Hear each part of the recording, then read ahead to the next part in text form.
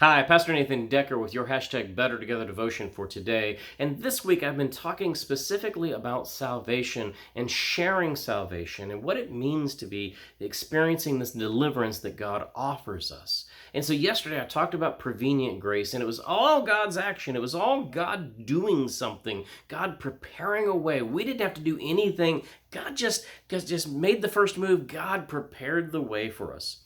Well, today I want to continue talking about this grace. And as United Methodists, we like to throw words in front of that grace word. And the word we're going to put in front of grace today is justifying.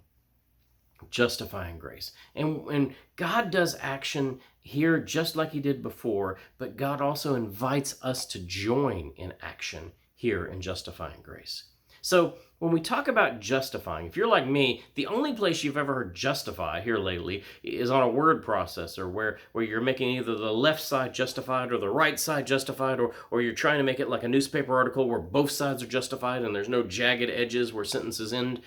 That's what justify is. It's fixing it. It's fixing it to where we are no longer jagged, to where we look nice, to where we're better than we were before. You might even say that we're like we were intended to be. And that's what God does to us whenever we are experiencing justifying grace.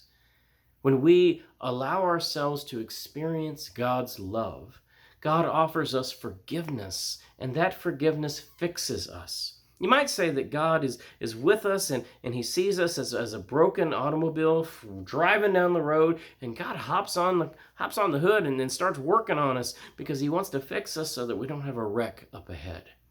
God starts justifying us and making it to where we can run better, to where we can be better, to where we can share this gift that God has given us. And how God does it is through the cross, through the experience of forgiveness that Jesus offers from the cross when he says, "Father, forgive them. They don't know what they're doing." This forgiveness becomes the most important and most powerful tool that God gave us as the church. Because through forgiveness, we can forgive ourselves. That's right. We can forgive ourselves. There's things that we have done in the past that we hold guilt within our heart of hearts, and that guilt, that shame, it becomes a hiccup that impedes us. It doesn't allow us to move forward and become who God calls us to be.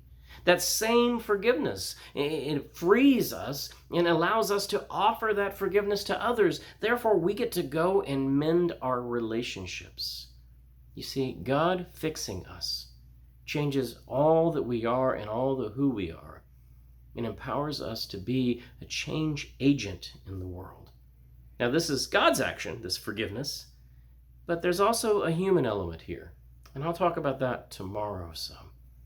Because here in justifying grace, we encounter some syncretism to where we have to join the work that God is already doing. Grace is God's action. Forgiveness is offered freely. There is nothing that you have to do to receive forgiveness because God's already given it to you. What you really truly have to do is open up and allow it to fix you, to change you. So open up your hood. Allow God to do some tinkering. And watch how your life changes and becomes better together. This is Pastor Nathan Decker encouraging you to offer God space in your heart. Amen.